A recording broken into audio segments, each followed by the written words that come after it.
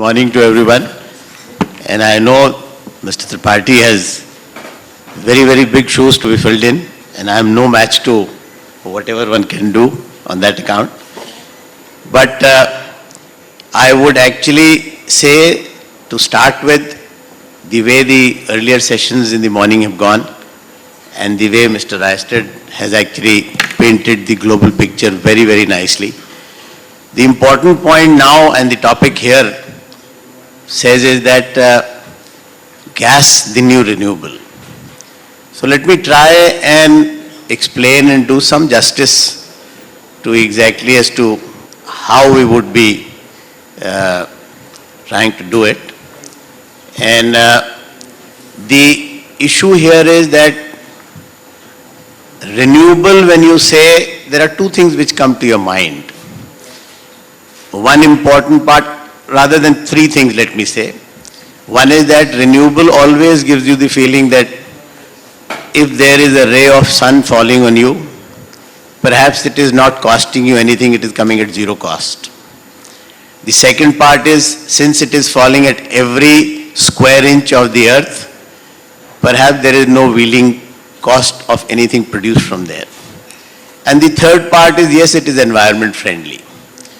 So when you look at all these three parameters in terms of gas, today the important point, and what shale revolution has done, as has been explained, an important part here also just to mention is that in one of the slides from 1927, it was being talked about there's always a up cycle and down cycle. Mr. N.K. Verma also mentioned that this cycle has to be managed, etc. I have a slightly different take on this in terms of the current way things are going on, because if you look at the basic fundamentals of physics, the way it has gone, perhaps this cycle business is over now. And in fact, whatever is going to be there, there is abundance of supply of both oil and gas which is going to be there. And it is going to be at very, very low and cheap prices. And therefore, it is only a matter of how the molecule reaches the consumer from the producer point of view, effectively. So, if that be the case, and speaking about gas, I have been advocating and saying that if you have abundance of gas and you have reserves to production ratio more than 250 to 300 years, by and large we are saying that is so much of gas that even for our 13, 14 or 15 generations, it's never going to end. So virtually we are in a way kind of putting gas into the bracket of the renewable, because A, it is not ending as the sun's rays are not ending, because that also has a life where sometime it will also end, but this is not on the horizon at all. Similarly, it is happening to gas at this point of time. And the other part is, if it is something which is a bottomless receptacle which is actually being able to dole out any amount of gas to anybody trying to consume, you are virtually saying it is available at zero cost. So two parameters of the issue of abundance of availability and the zero cost are being met here in terms of the gas part. And therefore, I would say now we come to the part of, because then it comes to the issue that the only cost of consuming this particular source of energy is how you actually receive it, how you store it, and how you transport it, basically. And all these three parameters today are being fulfilled by gas. Now the last thing which comes on the wheeling part. Now, it's I would say in the age of digitization which is happening, in the age of spreading out or democratizing the whole business, the way it has happened. Today there are 10,000 people who are drilling wells in the US effectively. So there are very small players who have also come into the business. So when you look at this part and the IoT which is actually picking up, the connectivities which are picking up, which are by and large saying the internet, what it has done, it has brought the producer and the consumer right next to each other. And you look at the industries of information, the way it has actually gone and usurped all the major players into the system. The publishing industry, you look at Wikipedia which has come in, Encyclopedia Britannica has been washed out. So all I'm trying to say is that the gap has been closed between the consumer and the producer. So in a way, what is going to happen now for this also, and I'll give you the example of Germany, which is happening today. They have actually brought in solar and renewables to a large extent, so that virtually they are producing every molecule of gas which is at zero marginal cost. But what has now happened there is that, and correct me if I am wrong, in the sense that there are positions where people are now producing energy or power, and they are having to put it into the grid, but for additional production at zero cost, they are having to pay something for it. So rather than actually consuming and paying, they are producing and paying. So what is happening there also, there is a wheeling cost which is now coming in into the picture. So any power which is being produced at any point of time, even at a spot, is basically in a day you actually have a spike which is there for 1 hour or 2 hours in the 24 hours, and balance time you actually consume power at a lower level. So when you are producing at a particular location, you nearly need to produce at a much higher level, so therefore you are over capacity for nearly 80%, 90% of the time. So unless that over capacity finds a transition and it is wheeled to a place where actually it is going to be consumed at the time of the day, that by saying that you have a kind of internet highway in terms of energy distribution globally, so that if there is night somewhere and there is day somewhere, you are actually exchanging all that. Unless you are able to do that, even that part of the business is going to cost you a very heavy amount. And to say everything today, whatever is actually going to be in the position of, I would say, development of R&D, etc. Today the situation is that this particular cost is very high in terms of all the renewables which are being done, unless you actually bring up technology and bring this cost down up to the extent. So full cycle cost today also with the renewables is pretty high. It is only the operating cost where you are now coming down to levels of consumption of the consumer. So overall, what I am trying to now try and say that all these three parameters when you see, gas also when you get connected on an internet highway, you would be in a position to transition. Recently, I'll give you an example. There has been on a day in April, there was a cargo crossing the Panama Canal of LNG of Qatar from west to east, and at the same day Shell's cargo was crossing east to west. Now there was no need to do that because crossing the Panama is an expensive thing today. So it could have been done that the customer of Shell could have been served by Qatar and the customer of Qatar could have been served by Shell. They could have saved nearly 40-50 cents on a per MMBTU basis.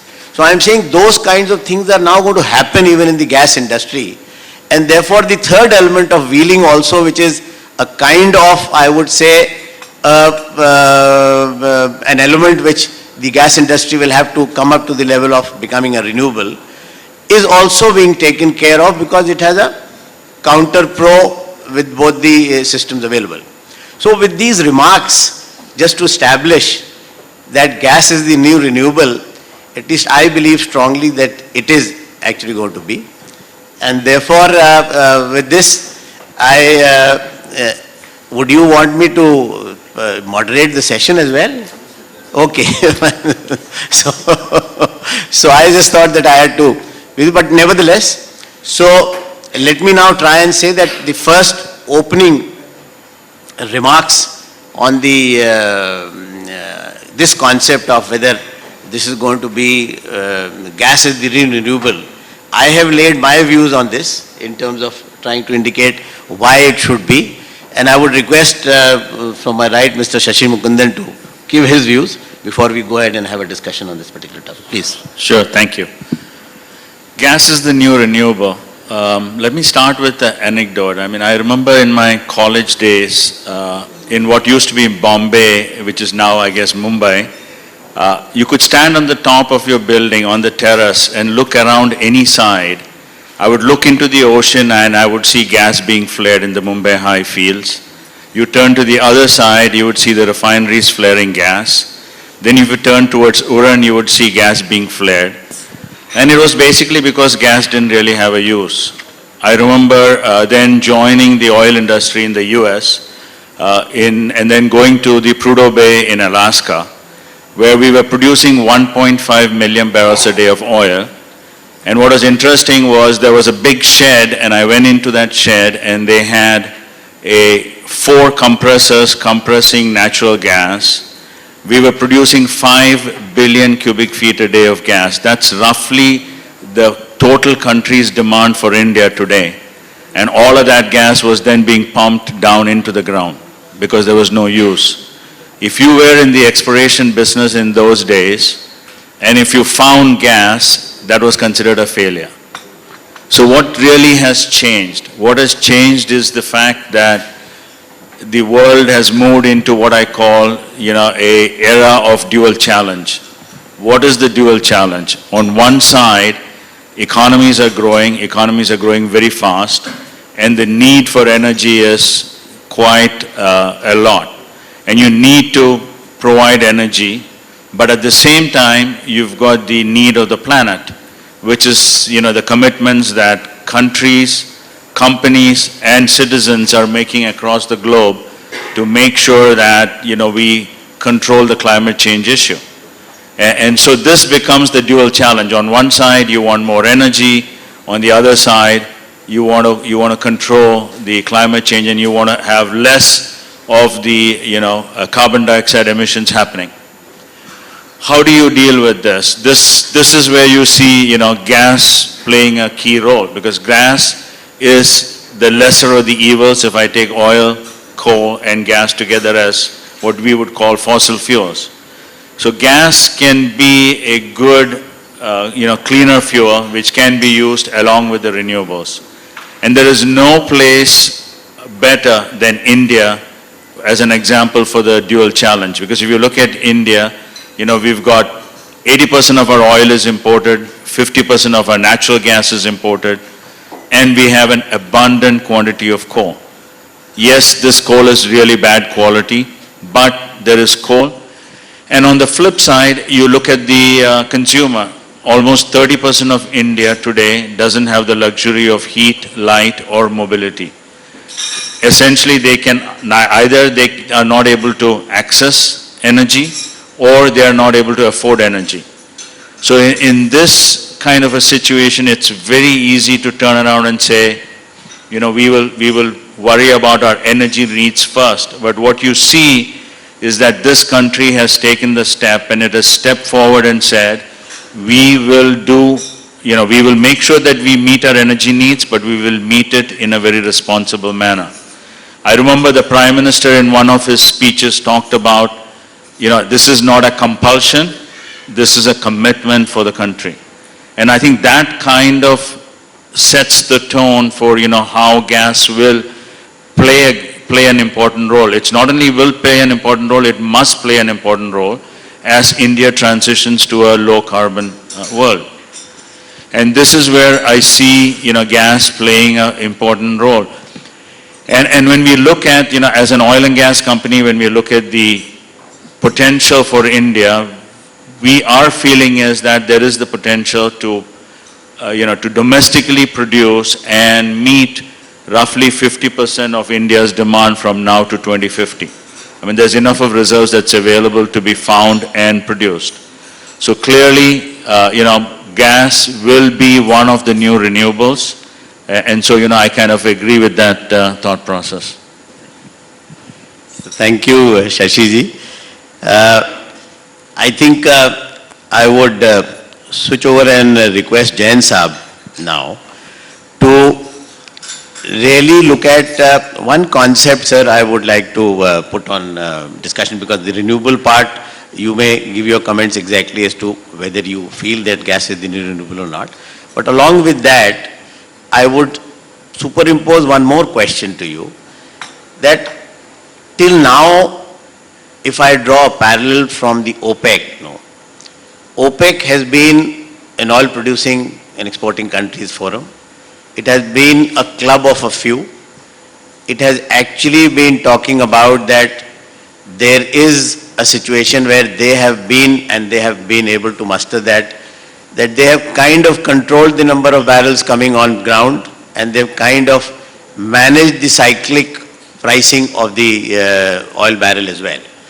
Now, do you think in this abundance mechanism of gas available today, where it's now being said it's the buyer's market, there is a reasonable amount of situation where, like OPEC, you actually have a gas consuming and importing countries forum, which kind of tries to give a responsible pricing of the molecule of gas, the way OPEC has been doing till now on the gas, oil part.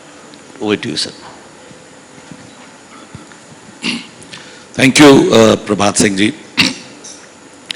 So you've raised two questions on me, one on the renewable gas as a renewable, and on the other, whether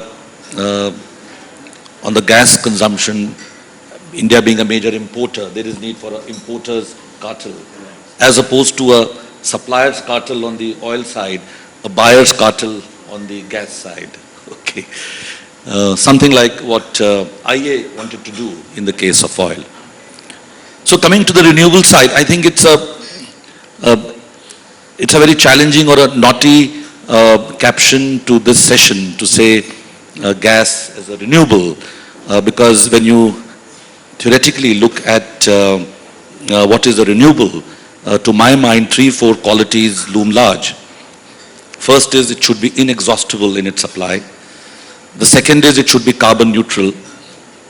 The third is its variable cost should be zero. And fourthly, by and large, it should be locally available. Now, I don't think gas meets most of these conditions. So to say that gas is a renewable, I think would be slightly far-fetched. But at the same time, it would also be equally wrong to say that gas is a dirty, polluting fossil fuel and should be placed in the company of coal and oil, etc. So let's not get into this debate too much. I think it's quite obvious that gas is a necessary terminus. It's a necessary part of the journey of decarbonization. We all know that gas is half as polluting as coal and maybe 30% or so lesser polluting as oil. And so this is its link with renewable. But I think the organizers must have thought of putting this topic to a panel because renewable, it was, for the past 10-15 years, let's say in India, we really thought of gas as a way out of the environmental challenges, the clean air program, and also to become more energy secure, because our energy mix was heavily skewed in favor of, oil and coal. So perhaps the source diversification, energy mix diversification led us to talk of gas. But in the last 3-4 years, ever since the Prime Minister announced a 175 gigawatt agenda of renewable by 2022, I think there's a little bit of a flutter, there's a little bit of a scare, in policymakers or in the industry, that is the gas story, has it tripped even before it had, well begun. So let me, at the outset, let me mention that I have been a great votary of gas and I continue to be one. But I do notice that times have started changing. If they haven't changed, they are changing. And much of it has happened because technology development and the cost of some technologies, let's say renewables, they have changed. The environmental norms, they have become much tighter. India has some of the globally tightest emission norms for the coal sector. So if India can challenge the triggers which had led us to talk of gas, I mentioned energy security, I mentioned cost, I mentioned the air quality challenges. If they can be addressed by more efficacious and locally abundant. You see, India has 300 clear sunny days of solar. We have a very strong wind potential in the peninsular India. The monsoons bring in lots of wind to us.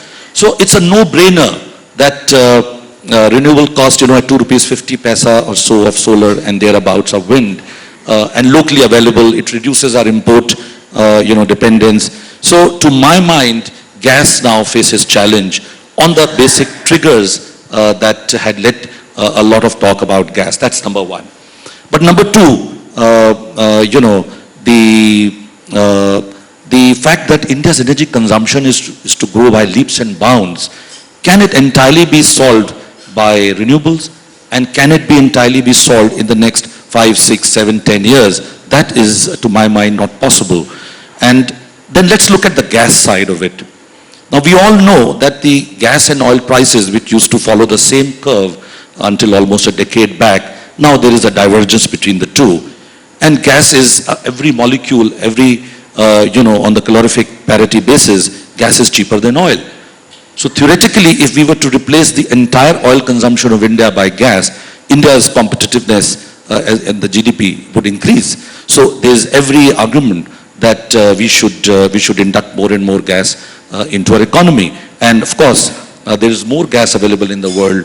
Earlier we were dependent on the Gulf, but today we can even get it from Russia, we can get it from US, and Australia is emerging as a major LNG partner. So it makes us more secure in our energy security. So I would say that gas, there is every argument that it should be inducted into our energy system.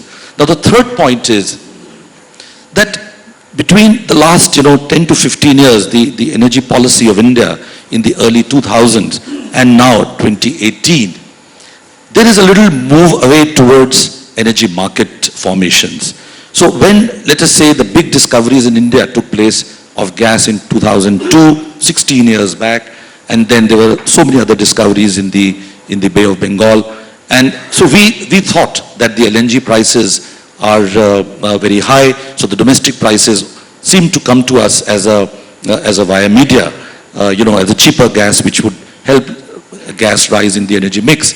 But since then, if you notice that the use of the gas pricing policy, the gas utilization policy, to keep the gas prices low and help it get into power and other sectors, there's a little bit of a change in that. And we all know that today the new pricing policy of the government is of market-determined gases. And similarly, in the case of other fuels, we have now moved to markets.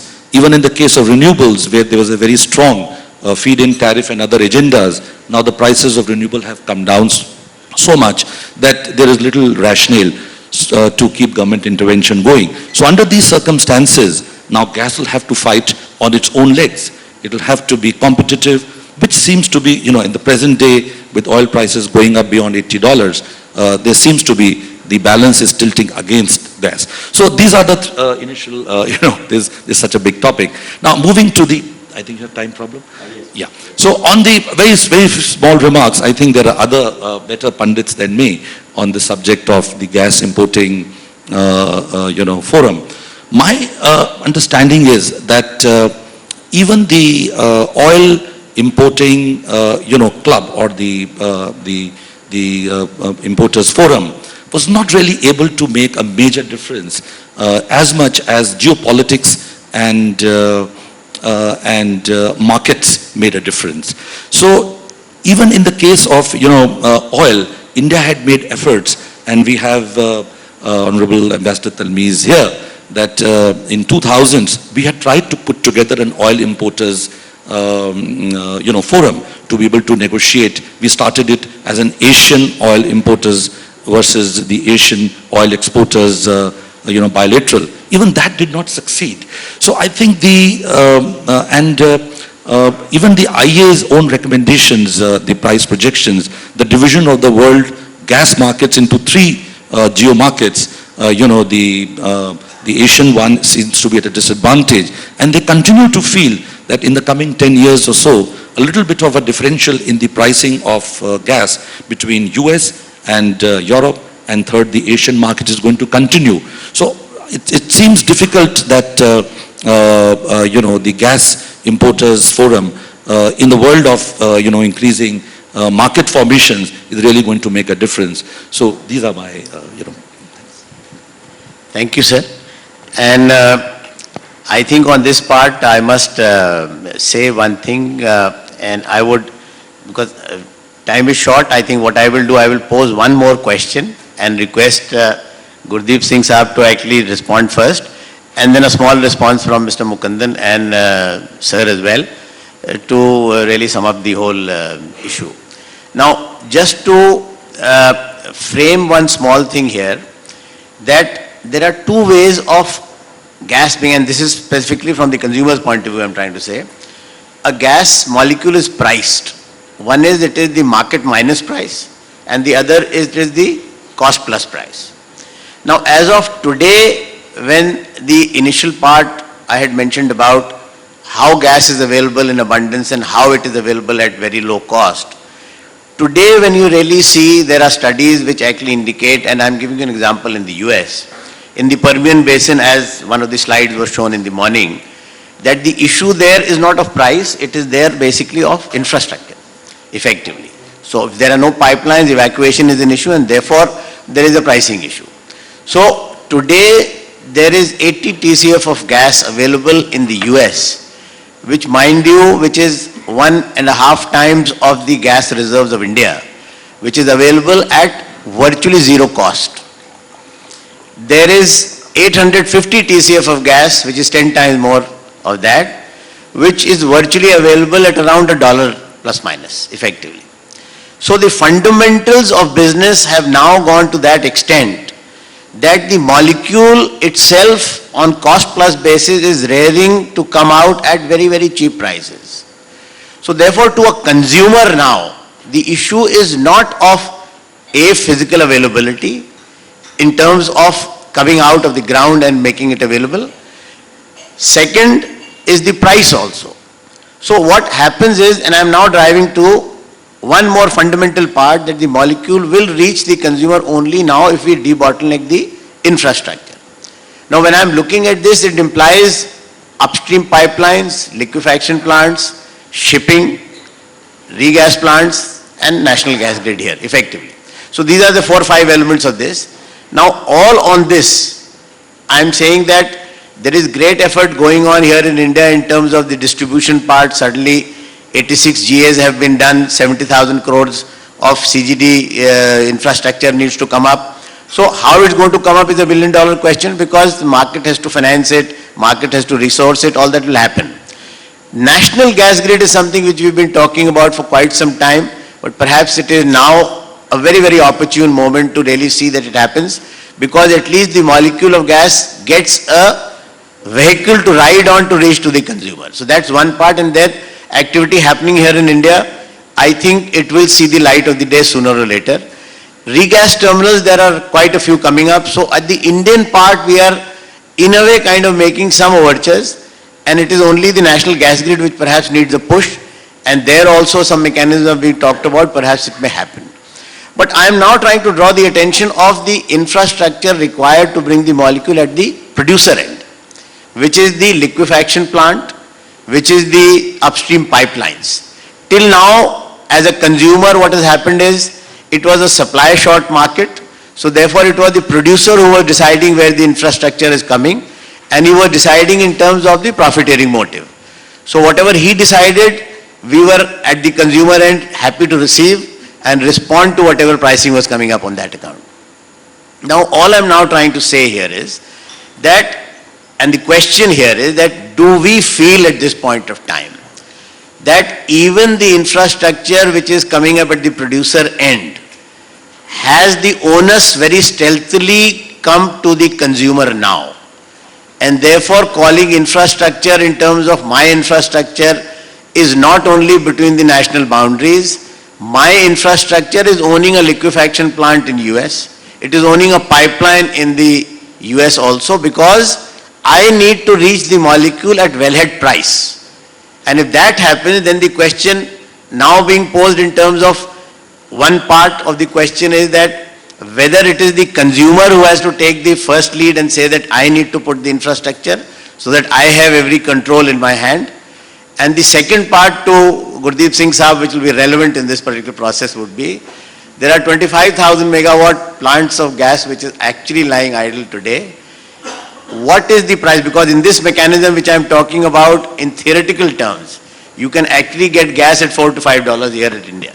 So effectively what I am trying to ask you a question that, do you as a consumer feel that all the consumers in India should actually form a consortium and try and create infrastructure there so that they are able to reach the price of the gas at wellhead and bring gas here at such a price so that it becomes a viable proposition for you to run your power plants? So that's the question. I think it's quite a complicated one, but let me try to just get into something. When I just thought of joining this conference and the summit, is that the two major portion of the energy, that is the coal sector as well as the converting coal into power sector. Probably it's I'm the only Jain one who's representing here. But I think the question here is not related with the coal, related with the power generation, but I think it's more of a gas and how it's a gas is and can be termed as a renewable also. I think as Mr. Jain just mentioned, probably for me, Jain, it will be quite difficult to say that we can really call it as a renewable, but I think definitely we can call it a transition to the Jain. It's a fuel Jain which will be helping us to transit from the high carbon Jain intensive energy generation in the power sector to the low carbon intensity. Without, I think in the interest of the time, without getting into too much, and as Mr. Prabhat Singh just mentioned that we are, probably I'm only representing here as the consumer, and power sector, specifically in India, it is really not following what is happening worldwide. I think worldwide there are many countries which are just increasing this power generation from the gas, whereas we as countries and in India, we are finding it very difficult to produce more. Although we have something like what he mentioned about 25 gigawatt of capacity on gas, which is hardly utilized for about more than 20 to 25% of the capacity utilization factor. And the main issue in that one is the merit order. I think today what he just asked me, pinpointed question, if the gas is available at this exchange rate at, let us say, around $5 to $6 per MMBTU at the burner tip, I think we can really undertake some kind of, we can increase the utilization factor of these assets of 25 gigawatt to, let's say, around 60, 70, 80% very easily. Whether we can, as a consumer, whether we can go and to the wellhead and try to bring the molecule here, probably it will be very difficult. I think we are the people who are in the power generation, so we will expect that the upstream this industries will find some way out, and if they want to really enter in the long-term contract on that kind of thing, and then something can be worked out. I think that should be the easier part rather than we are going ahead. We don't have any kind of domain knowledge or the expertise to liquefy the gas and then bring it and the transportation and the regasification, which we will confine to as far as the NTPC is concerned. We will try to restrict ourselves to the power generation rather than getting into the domain which is as of now it is not really explored by us. But if the gas is available at about, let us say, even at the between $5 and $6 at our burner tip, there is no reason that we should be able to consume more and more, and that should also help the renewables to further grow up, because as it is the consumption of the renewable will be much easier if you are having some of the gas capacities with us. In the absence of the affordability of the gas, I think what we are forced to do is that we are forced to think about how we can make our coal-based plants as flexible, so that we can integrate the renewable with the coal-based plants. So I think as far as the gas sector is concerned, there is opportunity lies here that if the economics really can work out, if this logistics can really work out what Mr. Prabhat Singh was mentioning, if the molecule is practically available at about $0 to $1 per MMBTU, so there should not be any, if there can be some kind of innovation which is required to bring the molecule to the burner tip to the power stations, let's say around $5, I think that's a great opportunity. I believe that's the kind of thing.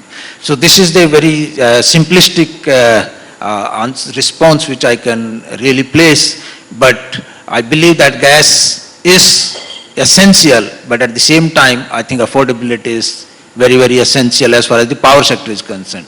About the CGDs or the fertilizer, I think this has its own importance, and the consumption is going to grow.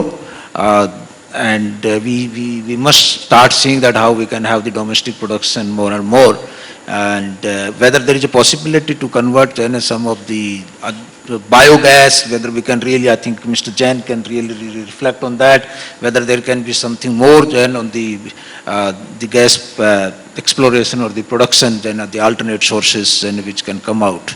But I will confine myself to the power sector. As of now, seems like that there is a huge challenge. And whatever this utilization of 20 to 30% is also because we are getting some of the APM gas, what has been just being this. So I think there is a great opportunity for someone to bring down the cost of the gas, and so that we can really consume more. Thank you.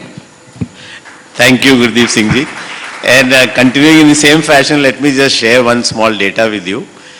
If supposing we double our imports today, which is we are doing 20 million tons of LNG today, and we actually import another 20 million tons, then the cost of putting the infrastructure upstream in the liquefaction terminal there, etc., is going to be around $20 billion. Now, in this 20 million tons, the premium which we are paying today is around $5 billion every year. So effectively what I am trying to suggest here is that in 4 years you get your payback, and you get equity in the upfront there, in the upstream part, and there, whatever at that any type of time you want to liquidate, you can do that. So overall, the issue is not exactly the expertise or the domain. As Gurdeep Singh Saab said, is very right, because he's in the power sector, so therefore in the gas sector all the other players have to come up and do.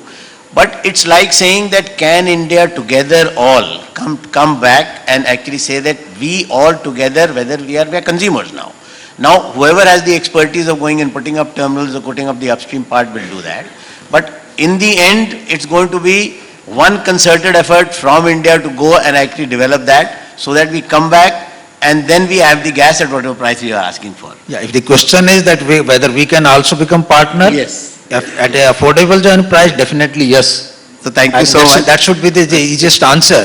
So let's talk it about Okay. how to bring the gas at the burner tip at about Okay. $5 to $6. Thank you. So, but now very quick similar question to Mukundan Saab, just to say that, do you believe that the time has come that the onus of actually putting up infrastructure has shifted to the consumer, or it is still with the producer? So I would probably answer this in a little different way. The way I would put it is, if you have the right market conditions in the country, then I strongly believe, infrastructure and gas and everything will come. It's just a matter of time. I mean, you take the example of United States, right, where you had gas which was selling at $15 per million BTU. That kicked up this whole shale revolution, brought gas prices down to $3 and even sub $3. Everybody thought that was going to be the end of the gas, the shale revolution. Because costs at that time was, people were saying that it would cost $4 to $5 to produce the gas. Today, you've got people producing even at $2, and it's not stopping. So, industry will find ways to innovate. Industry will find ways to make sure that this works. People will work the value chain all the way down. And if you have an open market where you can really compete, I honestly believe, you will see a lot more gas coming into India. The key is your ability to get to the end consumer, your ability to get to the market, and being able to actually sell that gas. The other thing that I see is that, you will see, this will happen once you open it up and once you allow the industry to be able to work this through the thing. So I don't think you need to get the consumer to step up and do it, or the producer to step up and do it. I think if we have the market conditions, we should see this happening. The other thing I would say is, we spend a lot of time debating about gas for power. In fact, what we should keep in mind is there's a lot more other uses that gas can be used, and it might be more beneficial to the country. Today, we are all producing natural gas domestically. that should go to the fertilizer industry, because you got 50,000 crores of subsidy that's being paid to the fertilizer industry. That fertilizer industry is using expensive imported LNG. Why should we not use domestic gas for that, right? That's one. Your CNG, why not use natural gas for CNG stations? You know, use it for transport. You can put LNG and LNG for transport. You know all of those are going to be cheaper than diesel, cheaper than gasoline. So there's quite a lot of places where you can use natural gas. You don't have to worry and sit and worry about it going into the power sector. If power sector cannot afford it, then power sector will find other ways of generating the power. Now there is a place where gas can play with power sector, which is if you can somehow find a formula where you link it with renewables, where you've got solar happening in the day, you could have natural gas filling that gap in the night. This might be a way to use your 25 gigawatts of stranded power, because those power plants then can be used to do this, and as you start using more and more of it, it brings down the cost of supply coming out of those power plants as well. So there's quite a lot of ways you can do. What you need to do is let the industry open up and work together, and I agree that the producer and consumer together should work together. And I think we are in the right direction, because we are starting to see all the right elements for this being put out by the government. So I think we need to be a little bit of patience, and I think we will see this happening in the next few years. Thank you so much. And just a quick response from Jain Saab as well on this issue, that do we believe, the whole point is that the producer, consumer, everybody has to be a partner into this to make it happen, because the chain has to be vertically connected to get it happen. But the important point is, who makes the first move? That's the question I'm trying to put up.